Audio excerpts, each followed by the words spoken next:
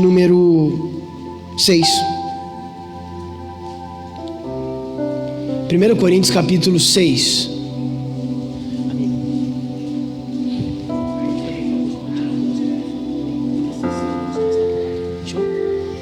Versículo de número 20. Na verdade, a gente pode fazer um compilado legal, 1 Coríntios 6, versículo 14 e versículo 20, tá? Aí vai ficar bem legal. Quem já encontrou diz amém. Amém. Carta de Paulo aos Coríntios, a primeira, capítulo de número 6, versículo 14 e versículo 20. Ora, Deus, que também ressuscitou o Senhor, nos ressuscitará a nós pelo seu poder. Versículo 20. Porque fostes comprados por um bom preço. Glorificai, pois, a Deus no vosso corpo e no vosso espírito, os quais pertencem a Deus. Pode tomar o seu assento, glorificando o nome de Jesus.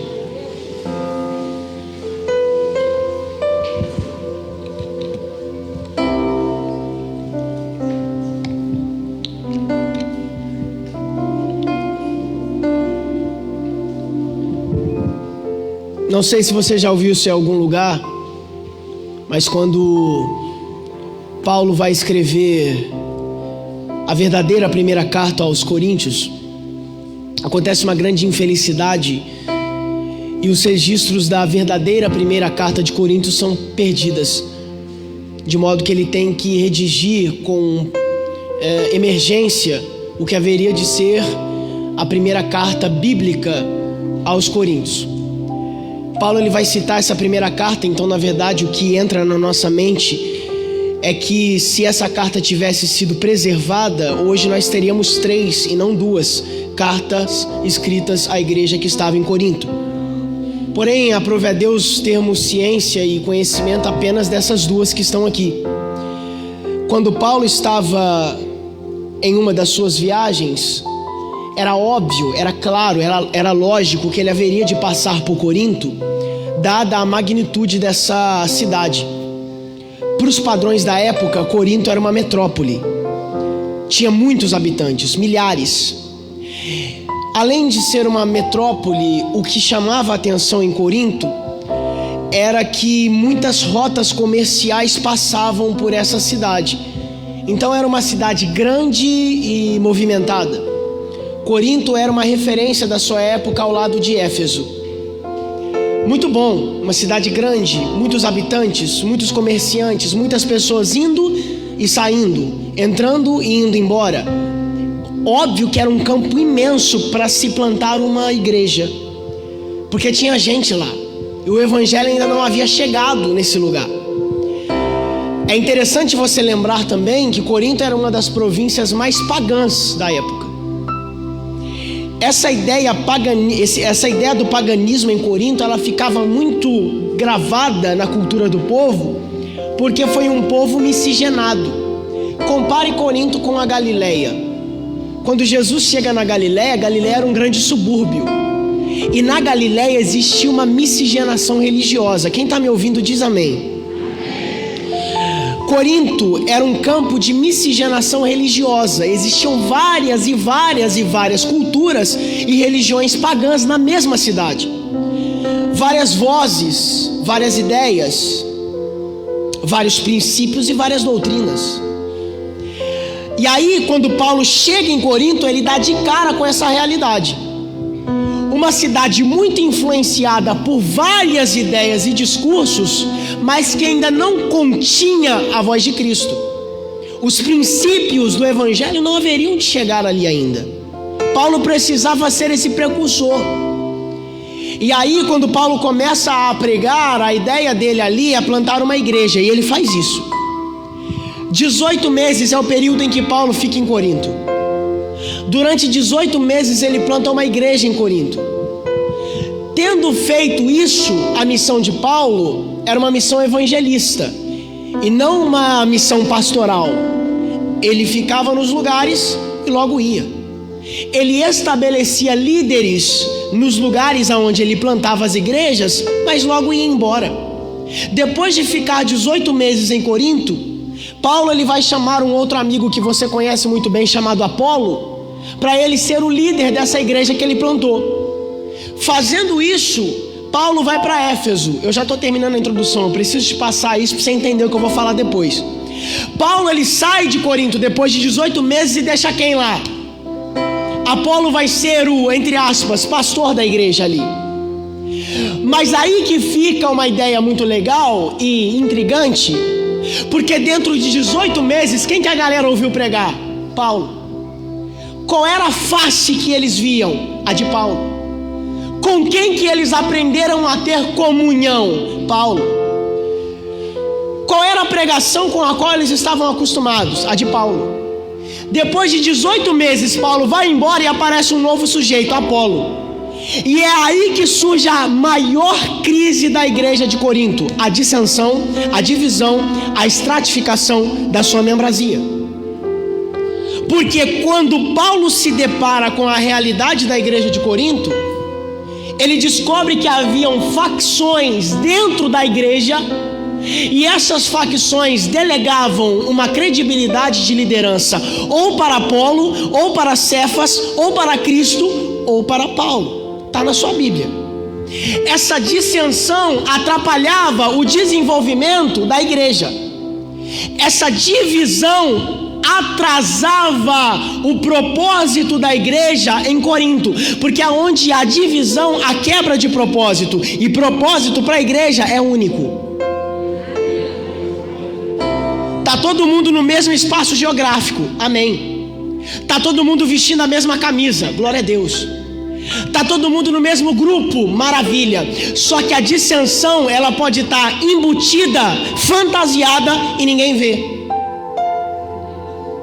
Otton, e por que isso é perigoso? Porque quando se há dissensão, cada um avança para um lado que quer. E talvez avançando cada um para o lado que quer, ninguém chega onde Deus quer. Otton, e daí?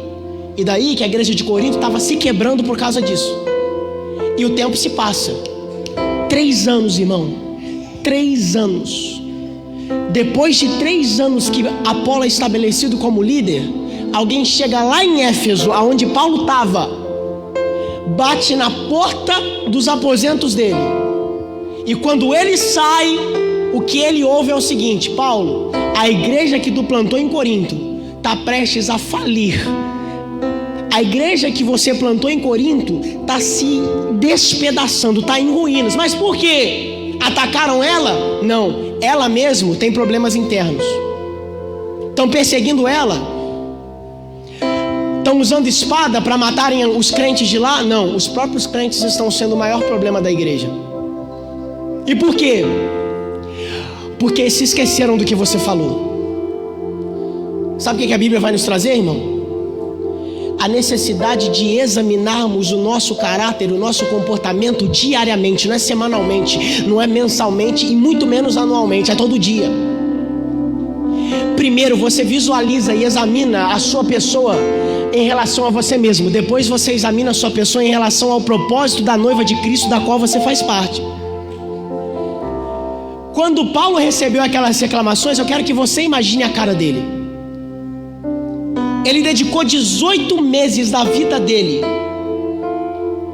para doutrinar uma igreja que ele sabia que tinha um potencial incrível, mas que se deixou levar por capricho. Às vezes, irmão, uma igreja não precisa ser perseguida para ser destruída. Assim como a igreja tem um poder de se auto-edificar, a igreja também tem um poder de se autodestruir, mesmo fingindo que ainda está de pé. Otton, por que você trouxe uma palavra dessa num culto como esse? Porque essa galera que ministrou aqui é o futuro da igreja. E quanto mais a gente vai cortando as coisas ruins que não acrescentam em nada, mais a gente progride rumo àquilo que Cristo deseja de nós. E daí, Otton? O que acontece quando Paulo ouve essas reclamações? Adivinha? Ele faz o que ele fazia de melhor. Pega o papiro, pega a pena e escreve. a carta de Paulo aos Coríntios começa a ser escrita em cima de uma problemática. Otto, por que a carta de Paulo aos Coríntios é a maior, sendo que tem que ter duas? Porque tinha mais problema. E por isso ele teve que escrever mais para eles. Porque, irmão, todo erro que você pode imaginar, divisão, imoralidade, paganismo, idolatria, tudo estava na igreja de Coríntios. Tudo que você pode imaginar estava aqui, tudo. E aí quando Paulo começa a redigir, quando ele começa a escrever, o ápice da carta chega quando ele está escrevendo o capítulo de número 6.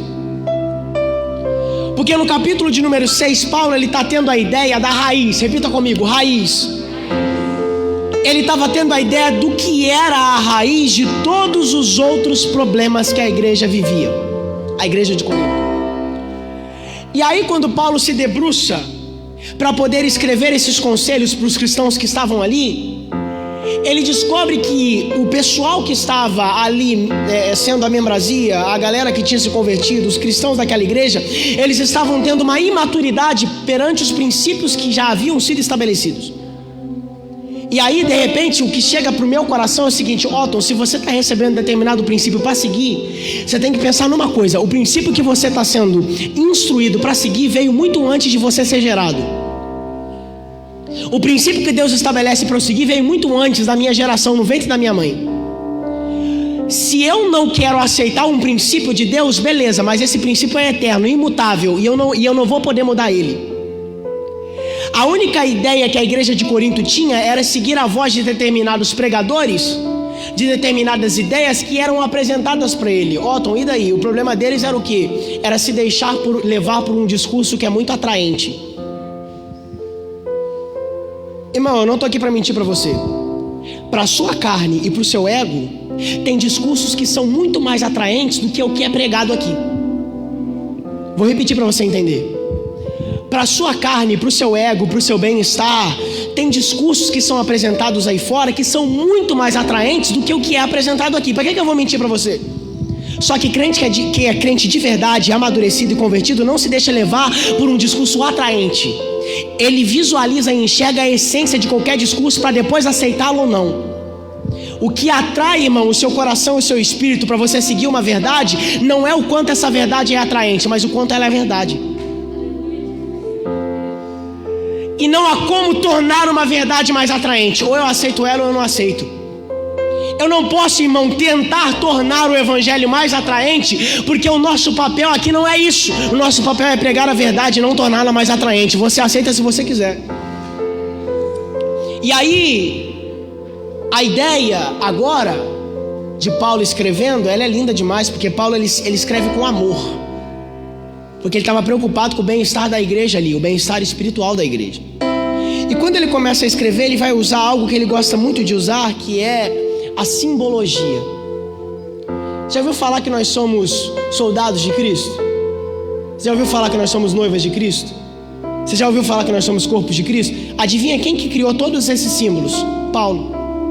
Paulo foi formado aos pés de Gamaliel. Gamaliel formou ele.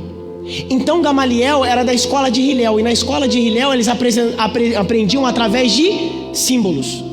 É por isso que Paulo usava símbolos para ensinar, para ficar mais fácil o entendimento. Igual quando Jesus usava parábolas, é a mesma coisa. Então quando Paulo vai chamar a igreja de Cristo de um corpo, ele vai aplicar tudo que se espera aplicar num corpo para ensinar essa galera que estava caindo. E aí, dentro dessa ideia, quando Paulo começa a falar sobre o corpo, quando ele começa a dissertar sobre o corpo, ele vai falar sobre escravidão. Ele vai falar o seguinte: olha, antes de vocês ouvirem através da minha boca que Cristo vos salvou, que Cristo vos libertou, vocês estavam numa situação miserável. Vocês se encontravam não no fundo do poço, mas na sombra do fundo do poço. A situação de vocês era irreversível. A situação de vocês era banal, era complicadíssima. Vocês não tinham esperança e não sabiam para onde olhar, o que fazer, como fazer, para onde ir, a quem ouvir, nada. Vocês estavam totalmente na estaca zero, ou talvez até muito embaixo dela. Só que quando eu anunciei a vocês sobre esse Cristo, ao qual eu encontrei no caminho para Damasco e se revelou a mim, após terem aceitado ele, vocês também receberam a verdade dele, porque é impossível aceitar Cristo e não aceitar as verdades que ele tem. É impossível aceitar Cristo e não aceitar as verdades que vêm com esse Cristo que eu aceitei. Se eu aceito Cristo, irmão, eu aceito também o cristianismo. Vou dizer uma coisa para você, é verdade, Cristo não é uma religião, concordo contigo. É verdade, Jesus não é uma religião, concordo contigo, mas o cristianismo é. E não tem como aceitar Cristo sem aceitar o cristianismo. Otton, por que Jesus não é uma religião? Porque ele é amor? Não, filho. Jesus não é uma religião porque uma pessoa só não consegue ser uma religião. O que essa pessoa prega, o que essa pessoa anuncia, se torna religião quando ela é doutrinada. O que os apóstolos fizeram? Doutrinaram o que Jesus disse, para criar o cristianismo. Então não tem como eu aceitar Cristo se eu não aceito os princípios que Cristo estabeleceu. É uma coisa incompatível que não faz sentido. E o problema era exatamente esse. Aí ele estava falando o seguinte: depois que vocês se converteram e se agregaram, vocês se tornaram um corpo. E agora que vocês se tornaram um corpo, se vocês querem manter a saúde desse corpo, vocês precisam seguir regras. Senão vocês vão adoecer. E adivinha, eles estavam adoecendo. Aí Paulo vai dizer: vocês foram libertos da escravidão. Sabe o que ele vai dizer? Vocês foram comprados, adquiridos. Peraí, Otto, se eles foram comprados, eles estavam à venda. Sim, todos nós estávamos. Imagine um produto numa vitrine, uma placa escrito vende-se, o preço embaixo. Esse era você e eu. A gente estava na vitrine, à venda. O preço era altíssimo porque a nossa alma estava sendo disputada. Até que chegou um que poderia, na verdade o único que poderia pagar esse preço. E esse preço não foi pago em moedas, mas em sangue. E não há mais débito, não há mais dívida. Esse preço foi totalmente, integralmente e plenamente pago. A sua alma não foi parcialmente comprada, a sua alma foi totalmente comprada. A sua vida não foi parcialmente resgatada, a sua vida foi totalmente resgatada. Se a minha vida foi totalmente resgatada, tudo que era do velho homem já não pertence mais a mim. Aí ele vai dizer o seguinte, em outras palavras, claro: se vocês já foram comprados, presta atenção no que eu vou falar aqui, igreja. Se vocês já foram comprados, por que ainda estão se portando como se não fossem? Se vocês já têm um dono, por que vocês estão se comportando como se não tivessem? Característica de quem não foi comprado: gosta de se expor, porque ainda quer se vender. Não entendeu? Então vai numa vitrine. Quando não há mais estoque de um produto, a vitrine é retirado esse produto, porque já não há mais no estoque.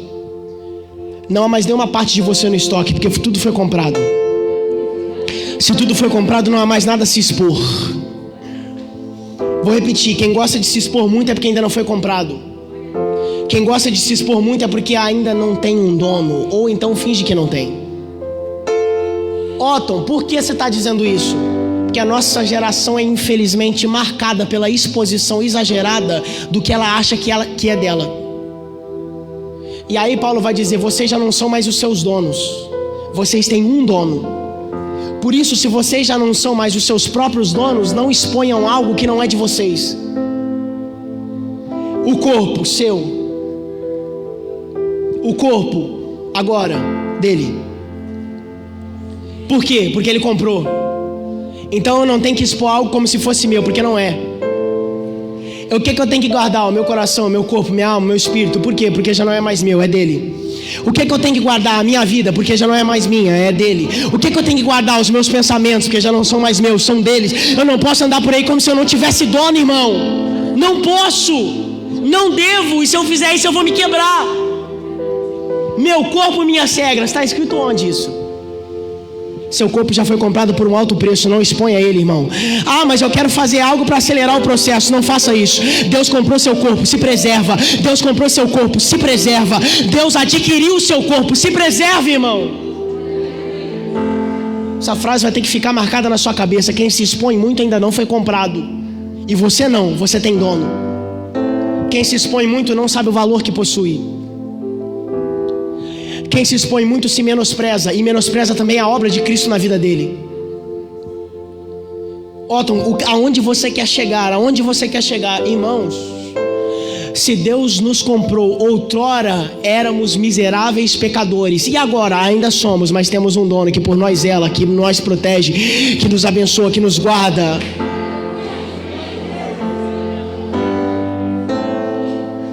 E tem a ver com o passado, né? Eu era, já não sou mais. Só que tem um problema gigante nisso. As pessoas, quando olharem para você e virem o seu novo eu, tu acha mesmo que elas vão esquecer 100% de tudo que tu fez? Na primeira oportunidade que tiverem, vão jogar na sua cara coisa que tu não faz mais. Na primeira oportunidade vão falar para você e vão te tratar como se você fosse aquele cara de 2 anos atrás. E se você deslizar 1 centímetro, vão lembrar de tudo que tu fez de errado até chegar aqui. E não olha pra mim com essa cara, que todo mundo tem alguém assim. Todo mundo conhece alguém assim. Você já é outra pessoa. Você já é uma nova criatura. Faça um favor pra mim e pra Deus. Não fica provando pra ninguém, porque Deus conhece você. Não gaste seu tempo à toa provando pra pessoas que nem querem saber de você, coisa que você já não é. Irmão, isso vai acontecer, vai. Você acha que não aconteceu com Paulo? Quando Paulo virou apóstolo, todo mundo duvidava do apostolado dele, porque lembrava do Paulo assassino. Quando Paulo resolveu ser um plantador de igrejas, um influenciador do evangelho, a galera que conhecia o passado dele começou a atacá-lo. Eu sei o que tu fez. Tu derramou sangue de inocente. Você matou cristãos e agora está dentro da sinagoga querendo ensinar pra gente. As pessoas, infelizmente, irmãos, à medida que Deus esquece o nosso passado, as pessoas não esquecem. Deus lança no mar do esquecimento tudo aquilo que você fez de errado, a partir do momento que você se arrepende, mas as pessoas não. E é aí que o inimigo se aproveita para usar a gente, para tentar te atacar, tirar sua paciência, para jogar na sua cara coisa que você já não é mais. Faz o seguinte, não perde tempo com isso. Deixa entrar por aqui e sair por aqui. Você não tem que provar para os outros coisa nenhuma, porque Deus já te transformou, já te mudou, e você já é um novo alguém, uma nova criatura, um novo ser. Você nasceu de novo. Porque senão, você, apesar de ser nova criatura, vai passar um estresse muito grande. Analisa o seu dia, as suas semanas, analisa a sua vida. E vê o tempo que tu perde tentando provar para os outros algo que os outros não precisam nem sequer saber, porque vão ficar sabendo cedo ou tarde. Analisa, para um pouco. Caramba, será que eu estou passando muito tempo tentando provar para os outros alguma coisa? Ou quem eu sou? Ou o que eu faço? Ou o que eu posso fazer? Ou o que eu sou capaz de fazer? Irmão, a vida assim é a vida mais medíocre que existe. Porque você vai passar todo o tempo tentando se mostrar para os outros, tentando provar para os outros coisas que eles não precisam saber. Vão acabar sabendo cedo ou tarde. Por isso, gaste o seu tempo com coisas valiosas.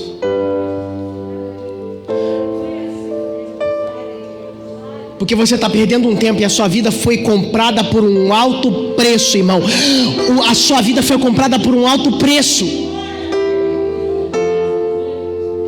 E a igreja de Corinto? Estava nessa. E agora, quando Paulo começa a redigir sobre a ideia do corpo, eu não sei se na verdade acho que todo mundo, a escola é uma coisa praticamente padronizada nesse aspecto. Acho que pelo menos aqui a grande maioria, 80% das pessoas aqui já ouviu falar nos filósofos clássicos da Grécia. Sócrates, Platão e Aristóteles. E daí, o que tem a ver? Tudo a ver. As principais heresias, grave isso aqui que eu vou falar, porque há de se desconfiar. Por que falam desses caras na escola sempre? Você vai entender. As principais heresias que perturbaram a igreja no começo da sua existência, adivinha de onde que saíram? Do pensamento grego. Ah é, Otto? Pode pesquisar. Esses caras viveram pelo menos 3 séculos antes de Jesus nascer. Só que o que eles apregoaram ainda estava vivo. Vamos pegar um exemplo? Platão. Platão, o dualismo platônico, acreditava que a alma era separada do corpo. Ou seja, se a alma era separada do corpo, a heresia que se construiu em cima disso é a seguinte: tudo que teu corpo fizer não vai descer para tua alma.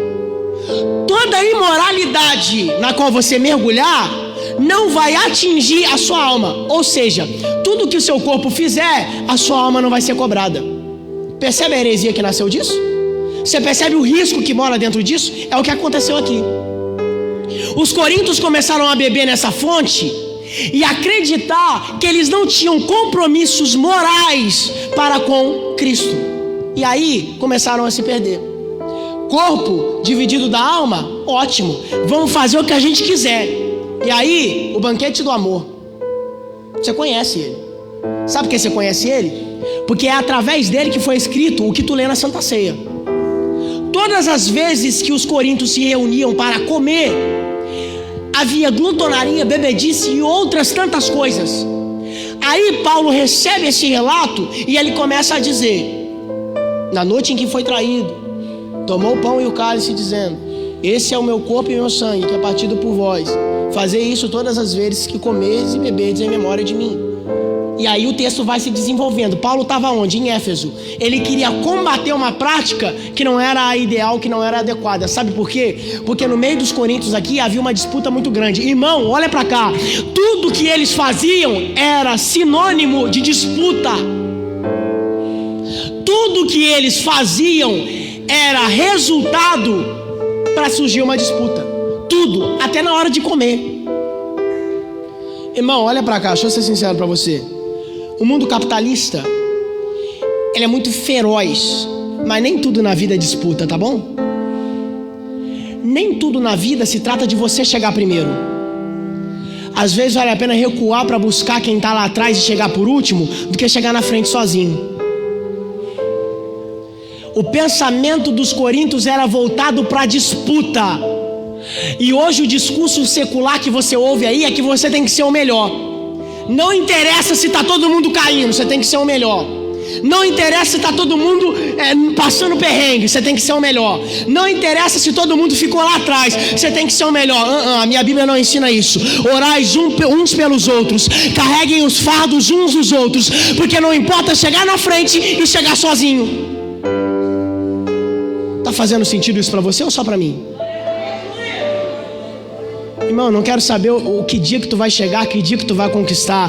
O que interessa é que a tua humildade de cristão convertido e maduro vai fazer com que o máximo de pessoas conquistem contigo, sejam vitoriosas contigo e cheguem na linha de chegada contigo.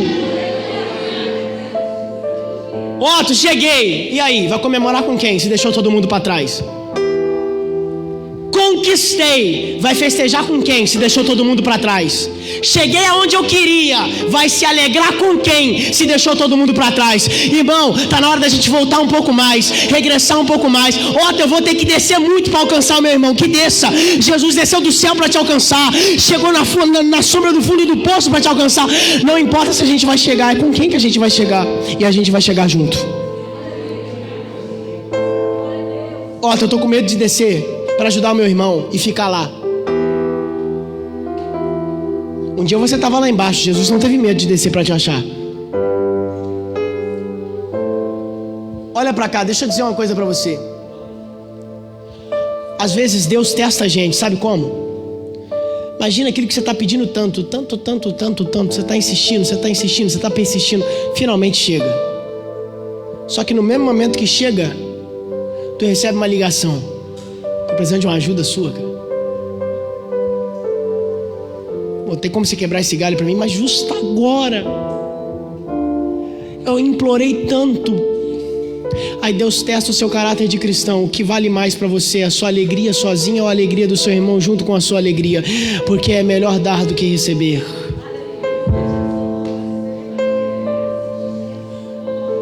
Irmão, Irmão, se a igreja priorizar a competitividade em vez da solidariedade, não haverá diferença entre a igreja e o mundo. Mas se a igreja pisar essa competitividade, jogá-la por terra e se ater nas mãos dadas, se ater no lado a lado, no ombro amigo, pode ter certeza que o mundo vai ver diferença na gente. O mundo vai contemplar uma igreja que é diferente, uma igreja que não se corrompe. Mais um problema. E agora? Agora,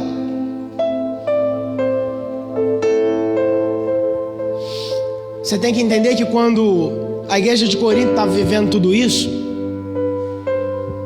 às vezes a gente esquece que ela foi ensinada a fazer o certo. Quem que ensinou? Falei no começo da pregação, gente. Paulo. Quando você chega no meio do livro da carta de Paulo aos Coríntios, você se pergunta, não é possível, esse povo não aprendeu, ninguém ensinou eles. É aí que está, ensinaram eles. Porque Deus jamais vai cobrar algo de você que Ele não ensina. Ele jamais vai puxar a orelha sua sem você saber por que Ele está puxando. E aí os coríntios foram testando a paciência divina. Foram testando a paciência divina. Foram testando a paciência divina. E de repente o que vem à minha mente é uma ilustração. Otto, tem 1 ano de cristão, mas está batendo uma saudade do mundo? Isso é natural? Mais do que se imagina. Otto, tem 1 ano de convertido, até ministro já, mas está batendo uma saudade daquilo que eu fazia? Isso é natural? Claro. O pecado não foi mortificado em você. Ele ainda está aí, é uma força que você vai ter que conviver até o último dia da sua vida. Ele está aí, você só precisa controlá-lo, mas ele vai continuar aí. O problema é quando a gente tem saudade de coisas que não pertencem mais a gente. Coisas que não fazem mais parte do nosso padrão de vida. Irmão, para de desejar coisa. Para de desejar coisa que já não cabe mais a você ter. Para de ficar com saudade de momentos da sua vida que só te fizeram mal. Ah, mas foi bom, mas foi um bom momentâneo, depois acabou com a tua vida. Para de desejar essas embalagens que tem um rótulo muito bonito, mas o conteúdo é podre. Porque se você deseja isso, você está desprezando e menosprezando aquilo que Deus te ofereceu, que é muito melhor. Otto, eu estou com saudade dessa época, então repreende isso, porque isso não é de Deus. Isso já não pertence mais a você. Ah, Otto, mas era tão bom, esse relacionamento já não pertence mais a você. Ah, mas era tão gostoso. Isso aí era pecado, irmão. E pecado pode até ser bom, mas é mortífero. A gente sente saudade, sim, claro. Otto, eu queria tanto voltar. Você era triste e não sabia. Você estava se acabando e não sabia. Mas agora você sabe. Uma vez que você se tornou nova criatura, as coisas velhas já se foram. A Bíblia diz exatamente isso. E eis que tudo se fez novo. Não é parte, é tudo. Tudo, sua alma restaurada, seu corpo restaurado, o seu espírito restaurado, os seus princípios restaurados, a sua índole restaurada, o seu caráter restaurado, a sua mentalidade restaurada. Irmão, é óbvio que o diabo vai tentar você. É óbvio que ele vai atacar a sua mentalidade, fazendo você lembrar de coisas que te causaram até mesmo um certo prazer momentâneo. Você acha que ele vai querer te derrubar como? Desse modo, dessa maneira. E a igreja de Corinto caiu exatamente nessa ideia. Aí quando Paulo vai escrever, ele vai dizer assim: vocês não sabem que cada um de vocês é um templo, e que o Espírito Santo habita em vocês? Aí quando ele vai falar de templo, ele está falando de construção. Cada um de vós é um templo, e todo templo tem que ter um altar. O objeto de culto no templo não é o templo, é o altar. Se a gente tivesse sentado em banco de madeira e o mais duro possível, não faria diferença. O que faz diferença é a preservação do altar. Eu estou falando de maneira espiritual. O altar dentro do templo deve estar preservado, limpo. Porque se ele não tiver, eu posso até maquiar o templo, mas eu não escondo de Deus o estado do altar. Entendeu o que eu falei aqui ou não? Alguém entendeu o que eu falei aqui ou não? Você pode maquiar o estado externo do seu templo, mas você não pode enganar Deus fazendo com que Ele ache que o seu altar está aquilo que Ele não está, preservado. Otton, e daí? Templo, altar. E quando tudo perante o Senhor estiver, quando você deixar tudo no altar, aí sim você experimenta algo sobrenatural da parte de Deus. Mas como é que eu deixo as coisas no altar sujo? Não dá. Então agora quando Paulo fala de templo, ele faz a gente lembrar do que Jesus falou. Diante do templo, diante dos doutores da lei, Jesus, com uma coragem imensa, vai dizer o seguinte: esse templo é grande, né? Bacana. É. Derrubem ele, e em 3 dias eu o construirei de novo. Mas ele não estava falando daquilo. Ele estava falando do seu corpo. Percebe que o poder de restauração desse templo depende de mim. O poder de restauração desse altar aqui depende de mim. Quando eu me posiciono, Jesus se posicionou. Derrubem esse templo, e em 3 dias eu o reconstruirei. Na sexta-feira Jesus morreu. Derrubaram o templo. Mas no domingo, derrubem esse templo, e em 3 dias eu o reconstruirei. Destruam esse templo, mas em 3 dias ele estará novinho em folha. Podem fazer o que vocês quiserem com esse templo aqui. Depois de 3 dias vocês vão descobrir que isso aqui é indestrutível, é imbatível. Irmão, o seu corpo é pó, mas aquilo que foi embutido em você é eterno. É a essência de Deus dentro de você. Otto, então beleza, eu vou fazer o que eu quiser do corpo. O seu corpo reflete o estado da sua alma. Vou falar, se você não quiser ouvir, você pode tampar o seu ouvido. Mas gente que se expõe muito são as pessoas mais carentes da terra. Porque um corpo muito exposto, vou falar devagarzinho para você entender, para você não falar que eu falei muito rápido. Um corpo muito exposto é resultado de uma alma muito carente. E aí é muito fácil você falar que encontrou com Jesus e que ama Ele, mas se você se expõe muito lá fora, é porque a sua alma ainda está carente, você nunca encontrou com Ele. Quem se encontra com Jesus sabe que a graça dEle basta, a presença dEle sustenta, a companhia dEle é a melhor possível, o sangue dEle é o único que salva. Se eu aceitei Deus, eu não dependo de ninguém para me fazer feliz. Ele me fez feliz com o sacrifício dEle por mim na cruz. Não, porque eu precisa nada, irmão. A única coisa que Deus nos delega é entender e nos conscientizar de que Ele é o único Salvador das nossas vidas. Irmão, e aí, quando essa frase é tão linda, porque crente e carência não combina. Sério, Otto, sério. Irmão, tu tem um pai, 24 horas zela por você, te protege, te dá provisão. Crente e carência não combina. É socorro bem presente na hora da angústia. Castelo forte, leão da tribo de Judá, príncipe da paz, estrela da manhã. Crente e carência não combina, irmão, não dá. Ele está com você aonde for, ao seu levantar, ao seu deitar. Crente e carência não combina. Ele está dentro de você, você é a casa dele. Crente e carência não combina. Por quê? Porque a sua companhia mais primária é a presença de Deus.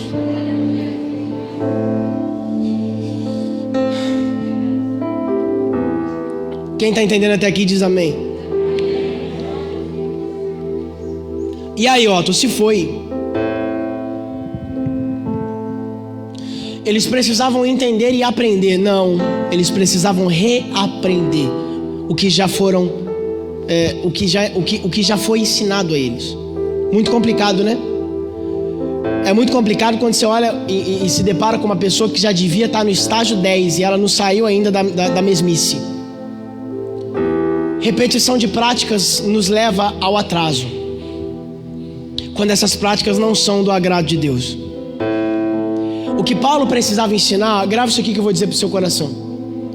O que Paulo precisava escrever para os coríntios tocava na rotina deles. Repita comigo, rotina.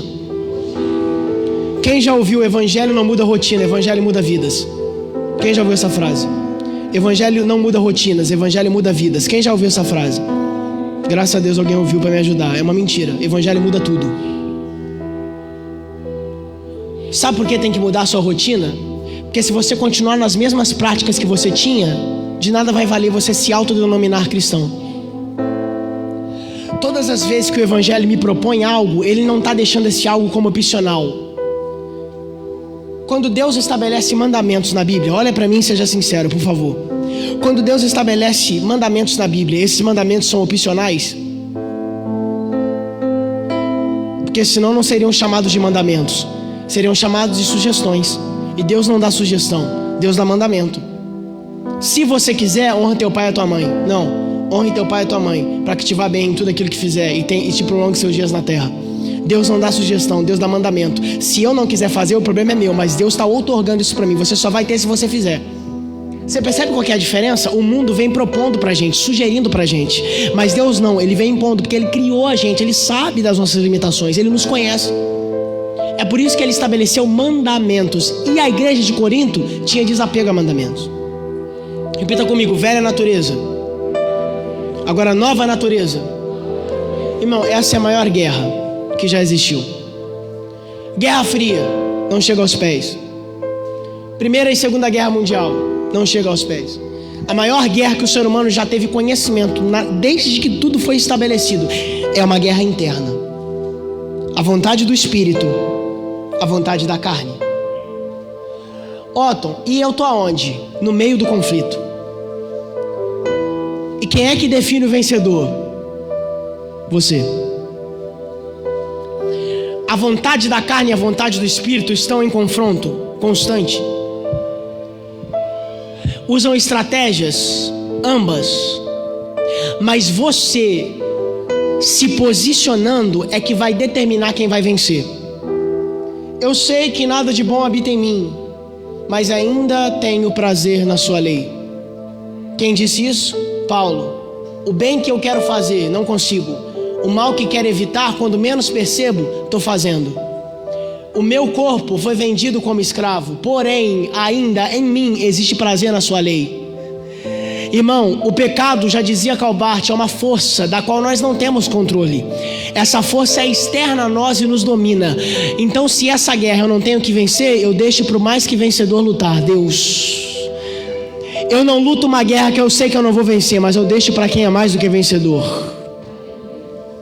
Essa guerra já foi vencida quando Jesus disse ensanguentado: Pai, está consumado. Eu não preciso mais orar pedindo para Deus me dar vitória, porque a vitória foi conquistada no Calvário. A cabeça da serpente foi pisada no Calvário. O inimigo foi envergonhado no Calvário e a igreja de Cristo também triunfou no Calvário. É por isso que eles têm vergonha da cruz, porque para eles é vergonha, mas para nós é poder de salvação. Para todo aquele que nela, para todo aquele que em Cristo, no sacrifício de Cristo, crer. Tá, Otto, mas qual seria o resumo de tudo isso? Eu estou indo para o final. Quando Paulo vai escrever, e aí a gente lê o versículo 14, ele vai dizer: ora, Deus, que também ressuscitou o Senhor, ressuscitará a nós pelo seu poder. Otto, eu tenho que morrer então? Já deveria ter morrido, para você mesmo. Já não vivo mais eu, mas Cristo vive em... O mesmo Deus que ressuscitou Cristo dentre os mortos. Olha pra cá, ninguém vai ter que morrer, tá? Pode ficar despreocupado. Ninguém vai ter que tomar chibatada, pedrada. Ninguém vai ter que ser pregado na cruz. Calma. O mesmo Deus que... Esse aqui é o resumo da mensagem. O mesmo Deus que ressuscitou Cristo dentre os mortos também vos ressuscitará. Eu preciso morrer. Você já tinha que ter morrido. Mó tempo. Muito tempo.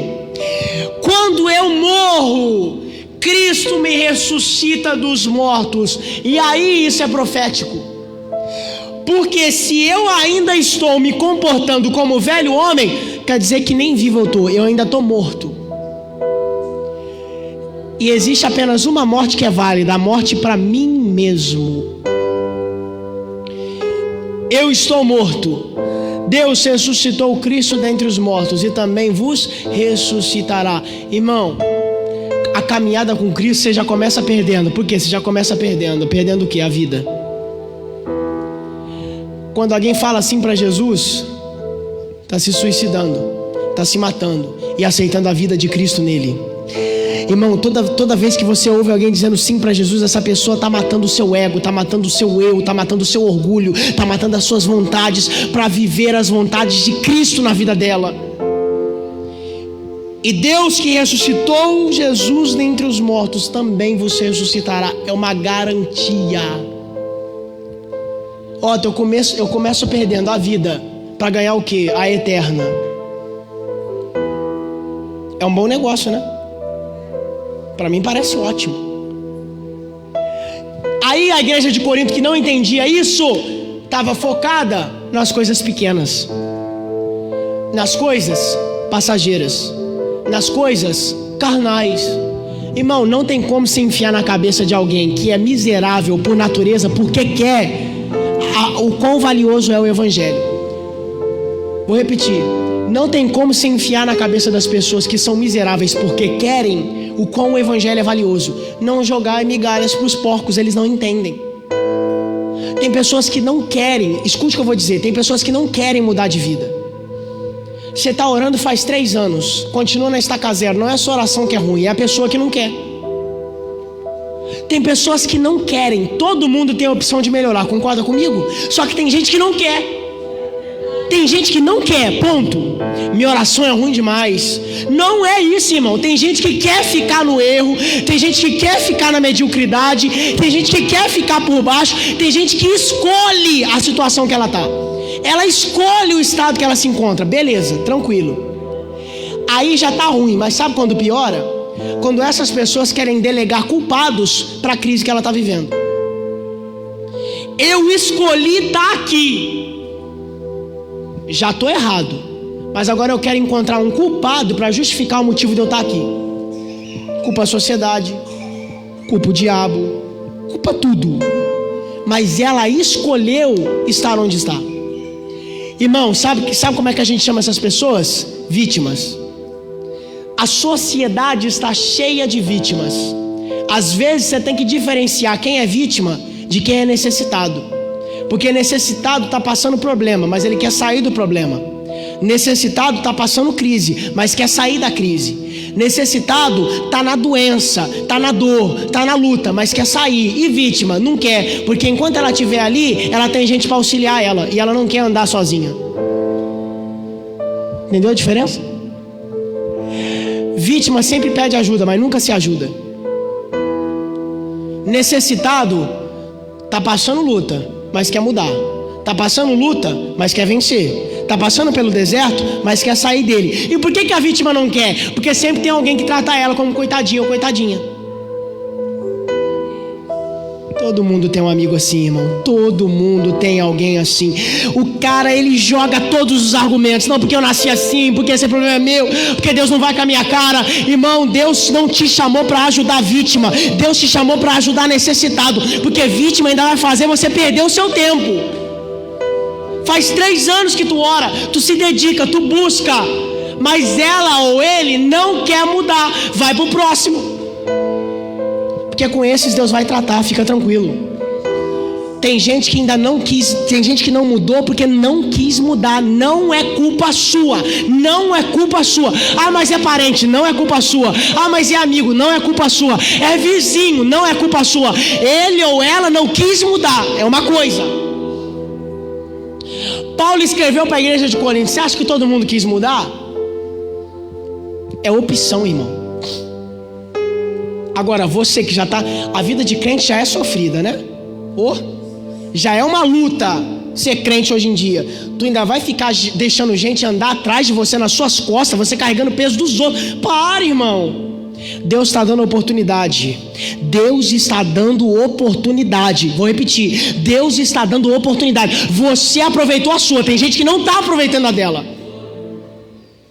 Quem entendeu o que eu disse aqui diz amém. Esse é o problema de muitos hoje. Mas eu quero ser bonzinho. Amém, glória a Deus por isso. Mas Deus não deixou pra gente caridade para ajudar pessoas que podem melhorar e não querem. Porque tem pessoas que têm ferramentas e condições de melhorar na vida, mas aceita a mediocridade, o pouco que tem. Tô falando de dinheiro não, tá, irmão? Não tô falando de dinheiro, eu tô falando de tudo. Otto, fui lá e a pessoa caiu de novo na mesma coisa. Fui lá e a pessoa caiu de novo na mesma coisa. Fui lá e a pessoa... Essa era a paciência que Paulo tinha que ter, irmão, para lidar com isso. Aí Paulo vai escrever lá em Hebreus. Tô terminando. Tem pessoas que são como bebês que ainda estão se alimentando de leite. Dá uma carne para uma criança comer de 3 meses, tu mata ela. Faz isso não, pelo amor de Deus. Tu mata ela, cara, não, tu mata. Porque não pode fazer a digestão. E tem crentes que são assim, poxa. Você não consegue inserir uma ideia mais dura que ele já fica bicudo. Você não consegue trazer ele para um caminho mais estreito, porque ele já acha que está incomodando. Irmão, o caminho que Deus nos delegou a andar, ele é incômodo mesmo, vai valer a pena no final. Tem buraco no caminho, mas tem mansões celestiais no final. Tem espinho no caminho, mas tem uma coroa esperando pela gente no final. O caminho é difícil, mas o destino vale a pena. E eu vim falar para você aqui, ó. Eu vim falar para você que é esse crente maduro, você que é essa pessoa desenvolvida, você que já entendeu o seu chamado, você vai sofrer demais. Que é isso, Otto? Claro. E no mundo tereis aflição, mas tem de bom ânimo, porque eu venci. Jesus dizendo: irmão, você vai continuar sofrendo, eu vou continuar sofrendo, mas o que torna o evangelho legal é que ele nos dá a garantia da vitória no final. Eu sei o final da história do mundo. Eu posso não saber o spoiler do filme que lançou, mas eu sei o spoiler da história do mundo. Ele vai terminar com a igreja no céu. Ele vai terminar com a igreja no céu. Irmão, o final vai ser esse. Depois de muita luta, depois de muita dor, sangue derramado, suor, a igreja vai se encontrar com o seu noivo. Aí você vai dizer: valeu a pena ter sido fiel, valeu a pena não cair, valeu a pena se santificar. Isso, ó, você vem para me motivar? É claro, um cristão não pode andar desmotivado. Os seus pés estão calejados, mas a coroa vai ser entregue nas suas mãos um dia. Você está quase desistindo, mas não para, porque um dia você vai ouvir: vinde benditos de meu Pai, assumir o lugar que foi dado a você. Até é muito difícil ser um cristão genuíno, eu sei. É muito difícil se parecer com Cristo, eu sei. É muito difícil fazer as coisas certas, eu sei, mas o evangelho é bom por causa disso. Ele nos dá não uma probabilidade, ele nos dá uma certeza de que habitaremos nas mansões celestiais e cantaremos junto com os anjos: santo, santo, santo é o Senhor dos exércitos. É clichê isso aqui. Jesus nunca disse que seria fácil, e nem eu estou aqui para dizer isso. Eu não sei quantos anos Deus vai permitir você viver nessa terra, mas até o último dia que os seus pulmões se expirarem aqui, o inimigo vai tentar de todas as formas te enganar e te dizer que você não é isso, te dizer que você é um derrotado, te dizer que você é um perdedor, te dizer que você não vale nada, te dizer que você tomou uma decisão errada. Mas lembre-se todos os dias que isso aí que você está vivendo hoje, essa oportunidade que você está tendo hoje, essa garantia que você tem hoje, foi porque Jesus um dia abdicou dele mesmo, da sua vida, para entregá-la por você.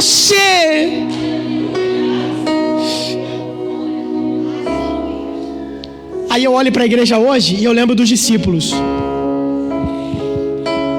Quando Jesus foi pego, Getsemane, antes do Getsemane, Jesus ora pelos seus discípulos. Quando Jesus olha para eles, ele percebe na cara, na face deles, o medo. Porque pensa você no lugar dos discípulos: se pegaram Jesus, não vão pegar a gente?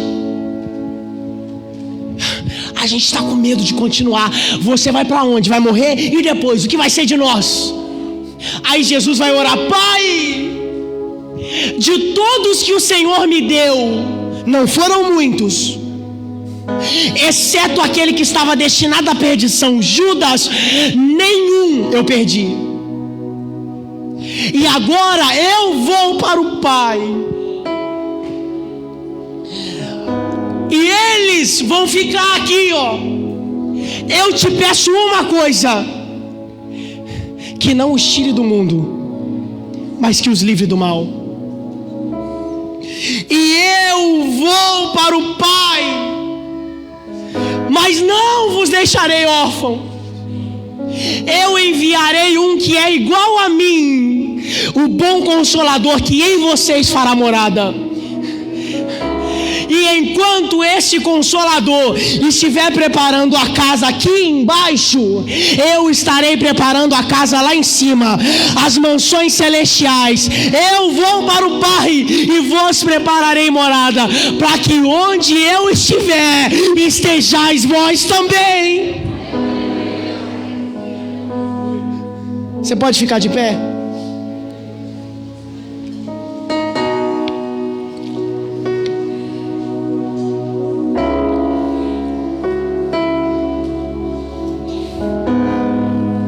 Olha para mim aqui.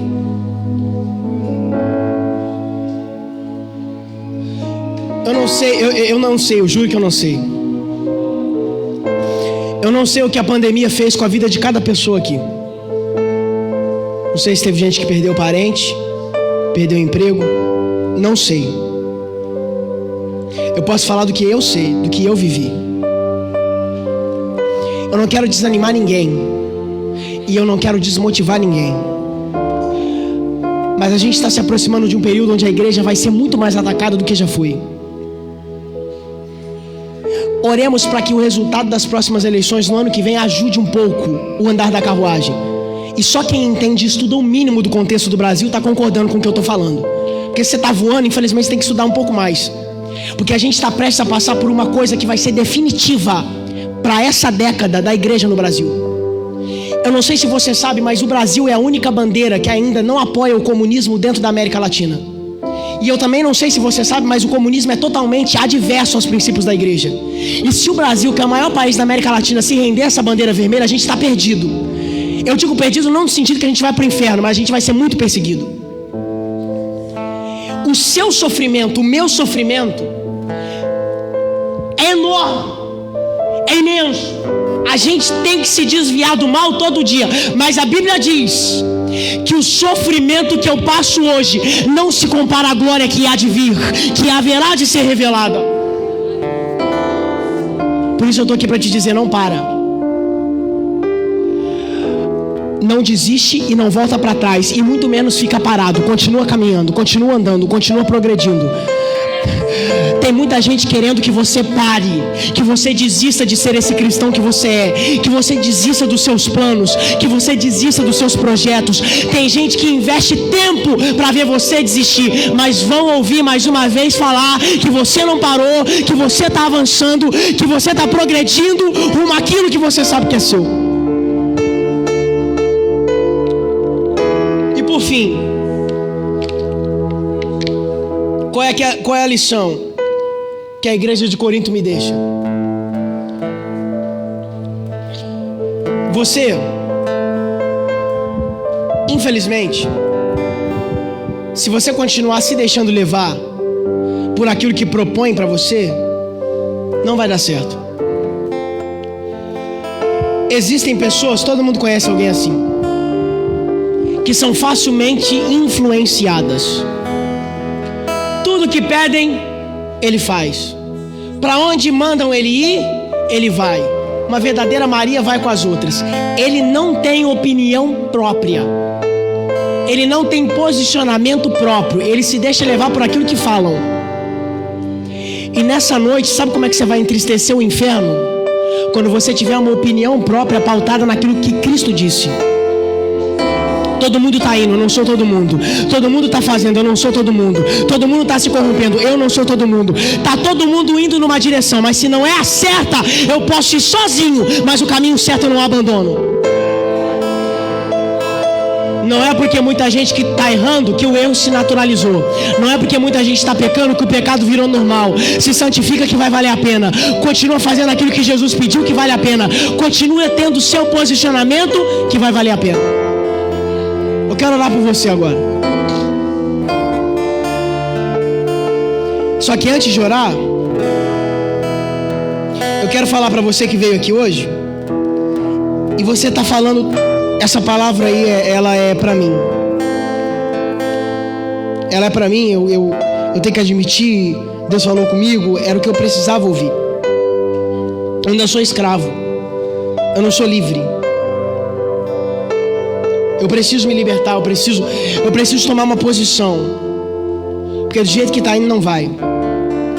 Do jeito que eu estou me encaminhando, eu vou me perder. Eu não posso mais aceitar essa situação. Eu tenho que mudar. Eu preciso mudar. Eu preciso voltar ao primeiro amor. Eu preciso fazer alguma coisa. Precisa mesmo. E você já começou certo admitindo. Eu quero saber quem entendeu a mensagem. Diz amém. Tem certas decisões que ninguém vai poder tomar por você. E essa é uma delas. Tem certas escolhas que ninguém vai poder tomar por você. Tem certos caminhos, não se assuste, que ninguém vai poder andar com você. É só você. Isso aqui não é para te amedrontar. É para que você tome responsabilidade. Posso te dizer uma coisa? Do fundo do meu coração, eu quero que você faça isso. Otto, mas você nem vai andar comigo? Mas eu sei que a sua caminhada vai valer a pena. Eu não sei as dificuldades que cada um vai enfrentar, mas tem gente aqui que precisa tomar essa atitude. Otto, tô com vergonha. Irmão, você tem coragem para fazer tanta coisa aí fora. Você só precisa sair do seu lugar ou vir aqui à frente ou levantar a sua mão onde você está. Otto, por que eu tenho que fazer isso? Confissão pública. É bíblico. Tem coisas que você ainda não permitiu destravar na sua vida por causa do medo, covardia. A gente tem coragem para fazer muita coisa na vida, mas será que a gente tem coragem para mudar de vida? E se tiver só um, se tiver só eu, glória a Deus que você entendeu a mensagem e que você precisa de transformação. Eu vou dar duas opções para você: ou você vem aqui à frente ou você levanta a sua mão.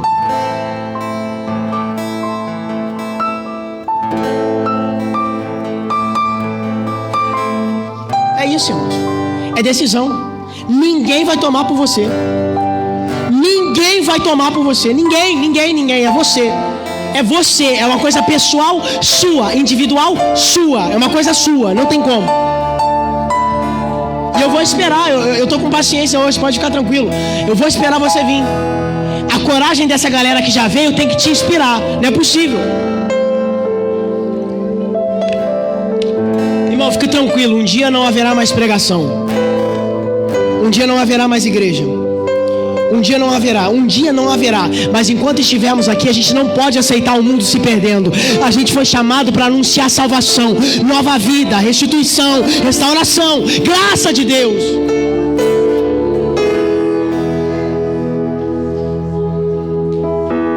Mas como virão se não há quem pregue? Há quem pregue, eu estou pregando, poxa. Vem! Não, tá muito. Eu não quero. Irmão, se encoraje e venha. A vida é sua.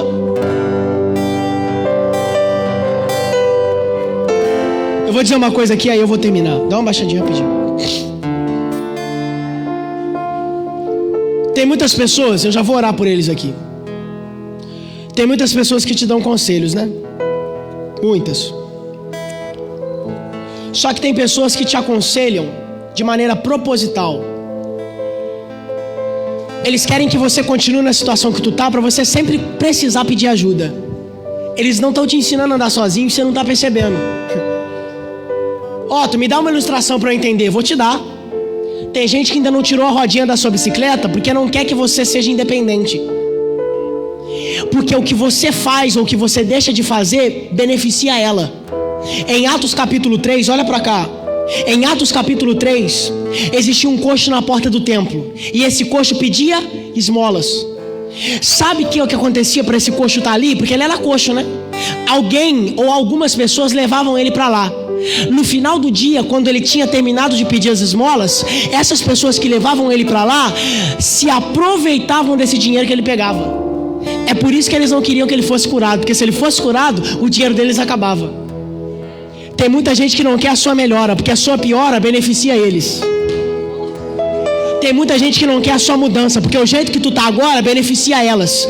Tem muita gente que não quer que você melhore de vida, porque o jeito que você tá agora, ela pode se aproveitar de você. Tem muita gente que não quer que você progrida na vida, porque o jeitinho que você tá agora tá beneficiando eles. Mas hoje o inimigo vai se envergonhar, hoje o inferno vai se envergonhar, porque você decidiu largar essa posição que você tá. Por isso, irmão, que você não tem que melhorar para os outros, você tem que melhorar para si mesmo. É por isso que você não tem que melhorar para agradar os outros, você tem que melhorar para você se sentir bem. Eu estou fazendo certo, eu estou fazendo o correto. Feche seus olhos agora. Levante as suas mãos, estenda elas aqui em direção para cá. Deus, nós queremos nesse momento orar. Queremos pedir ao Senhor, rogar ao Senhor, suplicar ao Senhor. Essas pessoas que vieram aqui tomaram uma atitude. Essas pessoas que vieram aqui foram tomadas pela coragem e aceitaram ao Senhor novamente. Entenderam quem o Senhor é e entenderam a responsabilidade que possuem. Por isso eu peço, Deus, dê a eles a vitamina espiritual, dê a eles a força que precisam, dê a eles, Senhor meu Deus, a capacidade que precisam, para que não venham desistir, para que não venham desmolecer, para que não venham fraquejar, mas que continuem na sua caminhada até que chegue o dia de o Senhor voltar. Eu peço isso, Deus, não no meu nome, mas no nome do Senhor Jesus, crendo, Deus, que o Senhor dará a força necessária para que todos eles resistam, para que todos eles aguentem firme até que chegue o momento, Senhor, até que chegue o dia no qual eles irão dizer: valeu a pena demais a gente ter se insistido e persistido. Deus, muito obrigado, no nome de Jesus, amém e amém. Aplaudo mais forte que você puder. Podem voltar.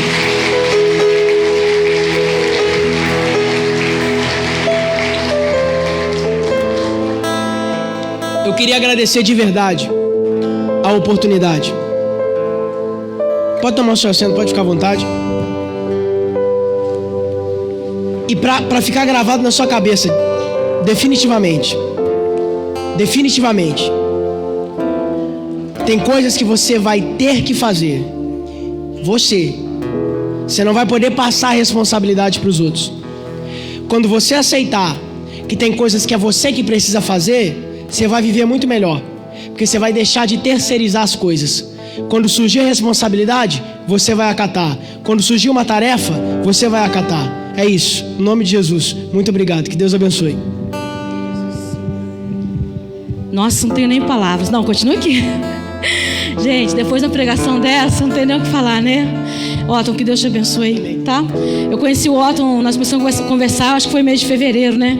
Eu ouvi, mês de fevereiro, começo do ano, né? Eu estava lá em São Paulo e a gente já estava vendo pregador para nossa festa. Eu conheci o Otton através de uma jovem nossa, a Tati Duval, falou sobre ele, procurei o Instagram. Aí eu até brinquei com ele, nossa, Otton, você é bravo para pregar, hein? Eu falei assim, não, tão novo, né, com um conteúdo desse, mas que o Senhor continue te abençoando como já tem te usado, né, e que o Senhor levante novas gerações, né, através da sua vida, né. E eu falo sempre para nossos adolescentes, Otton, profetizo, né, que aqui vai sair pastores, pregadores. Essa geração precisa contaminar, né. A nossa primeira pregação do pastor Cláudio Honor foi uma confirmação da sua segunda pregação agora, né. Então assim, o Espírito Santo está falando, né. Quem tem ouvidos, ouça, né, o que o Espírito Santo diz às igrejas. Quero convidar aqui, né, a minha equipe maravilhosa, viu, Otton? Você falou que nós temos que ser o quê? Uma comunhão, né? Ninguém faz nada sozinho, irmãos. Ninguém faz nada sozinhos. Se não fossem esses adolescentes na minha vida, o que seria de mim? Amém? Vamos aplaudir o Senhor, irmãos? Olha a foto.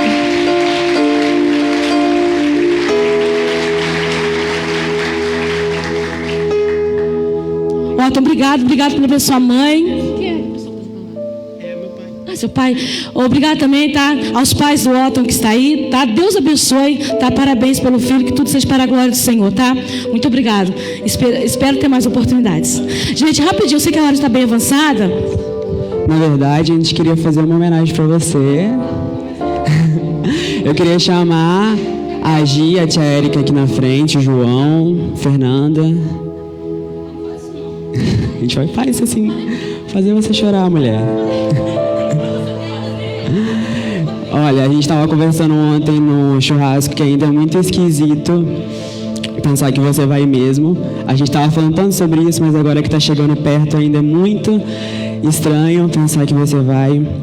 Você falou tantas vezes aqui que o quanto você aprendeu com a gente, o quanto você cresceu, mas você não tem noção do quanto a gente cresceu com você, do quanto o Senhor te usou para nos abençoar grandemente. Você não faz ideia disso. Você não faz ideia mesmo. Nós somos muito, muito gratos por quem você é, muito gratos pela sua vida. Nós te amamos muito, muito mesmo. A gente vai sentir muito, muito a sua falta. Ainda é inacreditável pensar que você vai embora, mas... Nossa, eu estou muito grata, né, pela nossa festa, mas o meu coração, assim, né, tá muito apertado por saber que você não vai continuar conosco, mas eu creio que o que o Senhor começou através de você aqui, Ele não vai terminar aqui, né? Você não ficou aqui esses anos à toa. Eu creio que o Senhor, Ele trouxe algo muito especial através da sua vida, da sua família, sabe? E eu creio que isso vai se estender por muitos e muitos lugares. Eu queria que a igreja se colocasse de pé, por favor. Eu quero orar pela vida da Tiliane, para que o Senhor realmente possa abençoar aonde ela for, aonde o Senhor levá-la, sabe? E que aonde ela estiver, ela realmente possa ser sensível ao Espírito Santo e que ela possa levar esse amor, essa maternidade que ela tem. Amém? Estenda suas mãos para ela. Jesus, nós te pedimos sobre a vida da Tiliane, Pai. Nós liberamos a vida dela para onde o Senhor quiser levá-la, Pai. Jesus, nós abençoamos a estrada, Pai, aonde ela irá, Senhor. Nós abençoamos a família dela, Pai. Eu creio, Senhor Jesus, que o ministério dela ainda não terminou aqui, Jesus. Mas eu peço para que o Senhor prolongue por muitos e muitos anos, Pai. E o fogo que o Senhor acendeu em nosso coração não venha parar aqui, Jesus, mas que venha ser apenas o começo de tudo aquilo que o Senhor irá fazer. Em nome de Jesus, Pai. Amém. Amém. Presentinho, né?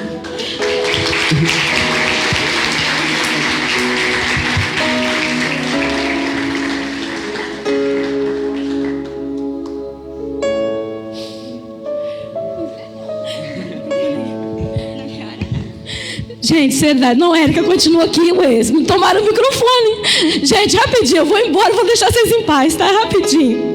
Gente, como eu disse pra vocês, né? Não se trabalha sozinho, né? O nosso jovem Otton acabou de falar. Nós temos que estar, né? O cordão de três dobras não se arrebentam. E esse cordão, nosso Senhor Jesus Cristo, né? Tem pessoas, igual eu falei no nosso almoço, né? Que ficam no seu caladinho, no seu quietinho, no seu discreto. Mas Deus sabe, esses meses que meu esposo está lá em São Paulo, não é fácil. As irmãs aí entendem, né? Ficar longe do marido, assim, a gente se vê uma vez por mês e olha lá. Então, assim, eu vi pessoas aqui, mulheres aqui se preocupando comigo, né? E eu sou grata a Deus pela vida da Gisele, sempre mandando um WhatsApp. Ai, eu quero ficar quietinho no meu canto, eu sei que eu não estou indo por causa do trabalho, mas está sempre ali me cutucando, né? A Érica chegou no caladinho também. Érica, pode vir, vem me ajudar. João, eu nem falo, né, João? Porque foi assim, desculpa da palavra, entre tapas e beijos, mas foi um grande aprendizado, né, João? João quase me enforcou quando ficou sabendo que eu ia ser conselheira deles, né? E, gente, eu não tenho palavras. Cadê o Tiago? Tiago, vem cá, você é do meu setor de fraternidade também. O Tiago foi minha sombra esse tempo todo. A minha sobrinha Yasmin também. Vem cá, Yasmin, vem cá, minha filha, vem cá. Yasmin também, meu chaveirinho, né? Fala que a Yasmin parece mais comigo do que minhas próprias filhas, né? Gente, eu não tenho palavras para agradecer cada um que me ajudou, meu sobrinho Rafael, não sei se ele está aí, né? Os meus irmãos, meu cunhado, gente, não tem palavras para agradecer, só Deus, gratidão, né? E claro, eu quero chamar também aqui a Lisandra. Lisandra, vem cá, Lisandra. A Lisandra agora casou, vem cá, Lisandra, obedece a titia aqui. A Lisandra casou, gente. A Lisandra agora está vendo um novo ciclo da vida dela, mas todo mundo sabe do empenho, né? Os adolescentes sabem do empenho da Lisandra. Eu não poderia deixar, né, de homenagear também a Lisandra. Tiago vai entregar na mão de vocês uma lembrancinha com muito carinho. E quero convidar também meu pastor. Vem cá, pastor. Pastor, gente, todo mundo homenageia e fala assim, ué, mas pastor, gente, não, pastor principalmente, primeiramente Deus, pastor Carlos me aturou muito. Só que assim, eu vou ficar devendo a lembrancinha do pastor, do Tiago e do Rian. Cadê o Rian? Meu sobrinho também. Rian? Ah, você está tirando foto, Rian? Ah, Rian. Mas o Rian, gente, olha, esse menino aí, a gente faz, Rian tem que fazer mais um vídeo, Rian tem que fazer aquela chamada, e o Rian é perfeccionista, gente, também. Ah, não ficou bom, vamos fazer de novo. Rian, muito obrigado, tá? Eu vou ficar devendo o seu, do pastor e do Tiago, eu esqueci lá em casa na hora da correria, tá? Gente, muito obrigado por tudo, que Deus abençoe cada adolescente, Esther, Thalia, gente, cada adolescente, nós adolescentes novos que estão chegando, a Grazi, o Daniel, a Tainara, que não pôde ficar no primeiro culto, adolescentes, abraçam esses adolescentes novos que estão chegando, amém? Ian e Uri também nesse caladinho deles, mas se abrir a boca, são gigantes, literalmente falando, né? Marcelo Quinelato, Marcelo Faria, gente, a todos vocês que me ajudaram esse tempo todo, a Igreja Metodista Wesleyana que me ajudou, gente, meu muito obrigado a vocês, tá? Muito obrigado a minha filha, que eu não posso deixar de falar, né? Minha conselheira, gente, a minha filha é minha conselheira particular, eu falo com ela as coisas lá, começo a chorar, ela me abraça e ela fala, mãe, cresce, vai ficar com seu marido, entendeu? Então assim, eu sei que vocês vão cuidar dela pra mim, amém? Eu vou cuidar da Manu aí pra mim, ficar de olho no João Guilherme ali, ó. De olho no João Guilherme, ó, João Guilherme, olha a igreja aqui, hein? Tá bom? Pastor, muito obrigado, tá, pastor? Eu não sei como agradecer ao senhor, porque às vezes eu tenho um pouquinho de medo, né, de chegar perto do pastor, mas, gente, o pastor é um grande homem de Deus na minha vida, né? E o Senhor usou muito o pastor quando ele falava assim, calma, varoa, ainda não é hora de você ir, não, calma, varoa. Aí a última conversa que nós tivemos, ele, agora você pode ir, varoa. Então, assim, Deus, gente, há um tempo determinado, né, debaixo dos céus, para todas as coisas, né? Teve até um testemunho, que eu sei que o horário agora não dá, o pastor falou que não era para mim ir, porque na época eu já estava decidido, tinha chamado a Gisele, o pessoal para conversar, e eu tô indo, né? A gente ia alugar uma casa lá, rapidinho, tá, pastor? E aí o pastor me chamou, conversou, o pastor falou assim, varô, dispensa a casa, não vai agora não. Aí eu obedeci o pastor, irmãos, obediência, irmãos, obediência, gente, tudo. Como que vale a pena obediência? Isso eu aprendi muito com meu pai, meu baixinho, né, o Sebastião Casati, por exemplo, tá lá na porta lá, ó. Obediência, irmão, nós temos uma hierarquia, precisamos ser obedientes. A obediência ela gera livramentos, gera felicidade, gera vitória. Aí o pastor falou, varô, não vai agora não. Dispensa a casa, acho que o pastor falou assim, dispensa a casa, não vai agora não. Aí eu vi um murchinho, né? Fui lá no WhatsApp, falei, o pastor falou que é pra gente desistir, não é pra ir agora não. Aí meu esposo também, que é uma bênção, eu sei que ele vai nos assistir depois, ele também obedeceu. Eu falei, tá bom, amor, conversamos com ele, que eu sei, né, o esposo que eu tenho do meu lado. Irmãos, quando foi na última semana, a casa pegou fogo. A casa pegou fogo. Do nada, irmãos, do nada. A casa pegou fogo. O Edson falou que teve até o corpo de bombeiro, teve lá, né? A caixinha, né, que está a luz, estourou. Então, assim, irmãos, quando um servo de Deus, quando o seu pastor, quando o seu líder, quando o seu conselheiro chegar perto de você e falar alguma coisa, amados, obedeça. Adolescentes, obedeça. Porque eles são usados pelo Senhor para trazer livramento para a tua vida. Amém? Que Deus abençoe a todos, tá, irmãos? Muito obrigado, tá? A minha família wesleyana. Eu vou, mas eu já volto, em nome do Senhor Jesus, amém?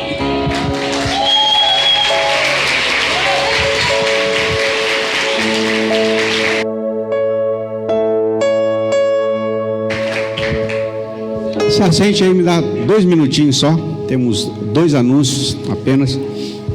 Amém, Deus abençoe.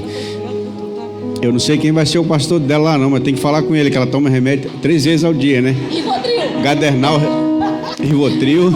Você já viu que ela é elétrica, né, gente? É brincadeira. Quem é que vai dar o anúncio? A paz do Senhor, igreja, amém? No mês de outubro vai ser a festa das crianças. Então, meu primeiro recado é para todos os pais, tá bom? Nós já estamos tirando a medida dos uniformes da camisa das crianças. Então, os pais já podem estar nos procurando no decorrer da semana, nos cultos, para poder estar tirando a medida do uniforme deles. O nosso tema vai ser: quem é o seu herói? Tá? Eles vão usar blusinha azul, saia ou calça vermelha. E o valor da camisa das meninas, R$ 22,00, e de adulto, R$ 25,00, tá bom? E aí, nós vamos fazer um festival de empadão agora. Qual é o nosso objetivo com esse Festival de Empadão? É a nossa festa do Ministério Infantil e é o mês da criança que nós vamos novamente, quem foi com a gente, pôde ver como que foi uma bênção a comunidade que nós fomos do Paraíso de Cima. Então nós vamos lá, novamente no mês de outubro, abençoar aquelas crianças. Então você que quiser ajudar o departamento infantil, que quiser colaborar com essa obra social, é R$5 o valor do empadão na marmitinha, tá joia? A entrega vai ser no domingo, dia 12 de setembro. Só nos procurar, tá bom? No final do culto, no decorrer da semana. Davidson. E a Viviane falou que era rápido, né, Viviane? Tá na disputa aqui nós dois, tá, pastor? A gente chega aqui, só Jesus. Igreja, paz do Senhor. Eu quero rapidamente... O Rian, você põe para mim, por gentileza? Então, enquanto isso, eu vou agradecendo aqui, pastor, não é minha culpa, tá? Gente, eu quero agradecer aqui ao departamento de jovens, que hoje, né, nós fizemos a nossa feijoada, a todos vocês que nos ajudaram, direto ou indiretamente, nas doações, na cozinha. Aí na cozinha aqui eu tenho uma listagem aqui, eu não sei se a tia Selma está, a Marilene, a Venância, a Maria, a mãe da Esther, a Eliette, a Bianca, minha esposa, a Aline Bessa e a Thalia. Mas eu quero aqui, gente, frisar, a tia Selma, a Marilene, Venância, a Maria, essas irmãs, gente, eu já conversei com Deus, assim que nós chegarmos no céu, nosso condomínio vai ser perto ali, né, negão? Porque olha só, ou mulheres abençoadas, gente, de verdade, elas pegam mesmo no pesado. A Marilene, ela saiu do trabalho ontem, ela veio para o churrasco dos adolescentes, já ficou para os jovens, saiu daqui 10 horas da noite, ia pegar às 4 da manhã de hoje, gente, né, e acordar. Então olha só, isso é amor pelo departamento. Então, minhas irmãs, a turma da tia Selma, meu muito obrigado.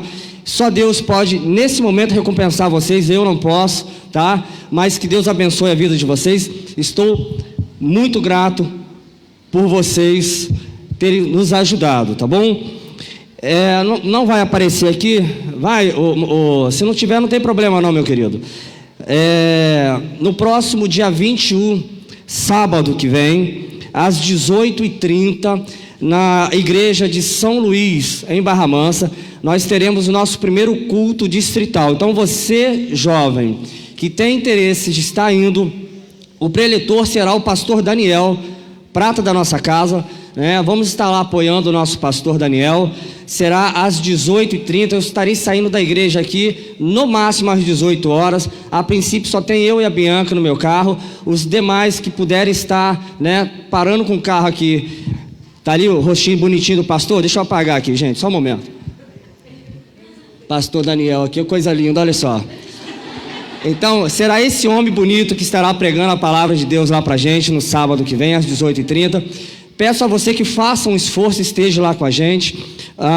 O tema eu anotei aqui, desperta, né? Então, juventude, você que pode, tá bom? Érica, você que pode, né? Você que ajudou o departamento de adolescentes, não ajudou a gente, né? Na cozinha. Então, você e o Marcelo estão convidados a estar lá conosco, tá bom? Pastor, muito obrigado aí. Brincadeira, tá, gente? A Érica é uma bênção. A esposa do pastor aqui, só um momento. Só um momento aqui, gente. A Eliane falou para mim que tem adolescentes que estão vindo agora para o departamento de jovens. Sejam bem-vindos, tá, gente? Tá bom, João? Ô, gente, eu vou ter que torcer o pescoço do Davis, porque eu perguntei para ele: Davis, tem alguma programação para os jovens? Não, irmão, tá tudo tranquilo. Marquei o chá de irmãs, tá? Então, sábado, às 16h30, nós estaremos aqui reunidas na igreja para o chá de mulheres, tá bom? Então, você, mulher que vai vir, traga aí um bolinho de chuva, o que Deus colocar no teu coração para o nosso chá. Nós vamos ter louvor, uma coreografia e um testemunho, e quem está lá pregando para nós será a irmã Flavinha Prata, aqui da nossa casa também. Eu tenho certeza que vai ser uma bênção muito grande. Assim, lá, chá de mulheres, da primeira de Boa Vista, 21 de agosto, às 16 horas.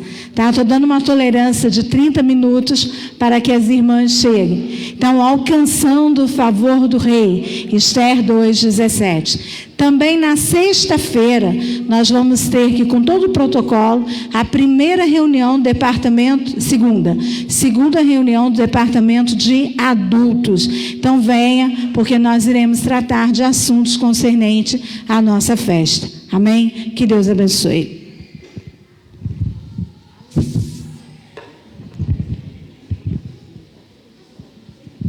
Mas vai dar tempo, gente. 16, 17, 18, 19, 2h30. Tranquilamente, pode ficar tranquilo. Não dá, Thiago? Tranquilo, dá sim. Amém. Vamos ficar em pé, gente.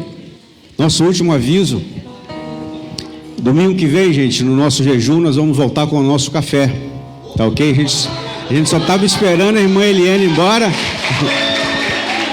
A gente só estava esperando a irmã Eliane ir embora, tá, para a gente voltar com o nosso café. Não, gente. O prefeito liberou 70% agora, ok? Então a gente já pode voltar com o nosso café.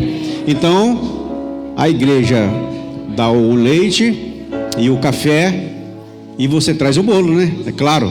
Tiago, iogurte, tranquilo, tá ok? Não, o seu. Pão de queijo da irmã Venança. Vai rolar tudo, tá, gente? Vai rolar tudo. Então, ó, 10h30 em ponto a gente fecha aqui. O principal, gente. Já tem 2 anos, praticamente, que nós estamos orando pelo departamento infantil, pelos nossos idosos, e estamos orando pela nossa nação. Amém, gente? Hoje nós tivemos aqui um ato profético, oramos pela bandeira, a Laja pulou, sapateou aqui, o fogo caiu na bandeira, foi uma benção, tá? Então, domingo que vem nós vamos orar de novo, tá? Foi como nosso irmão Otto disse aqui, quem está ligado sabe o que está acontecendo em Brasília. Nós temos um principado muito grande, gente. Estamos falando de direita ou de esquerda, estamos falando de nação, tá? Temos um principado ali agindo de maneira sobrenatural, e se a igreja não se posicionar e orar, que eu vejo muito crente falando, muita igreja, estamos orando, está orando nada, gente. Tem pouquíssimos crentes orando, senão já teria mudado lá em cima. Então vamos fazer a nossa parte. Nosso jejum vai até 10h30 em ponto. Terminou 10h30, a gente desce o salão social e aquele delicioso café. Amém, irmãos? Rega tuas mãos, recebamos a bênção apostólica. E o amor de Deus Pai Todo-Poderoso, a graça de Jesus Cristo, teu Filho, e a doce consolação e comunhão do Santo Espírito de Deus esteja agora sendo derramado sobre a sua vida, sobre o seu ministério, sobre a sua família, não só hoje, mas para todo sempre. Amém? Não cumprimente o irmão que está ao teu lado, diga apenas que foi bom você ter vindo. Terça-feira, culto de oração, busca do batismo com o Espírito Santo.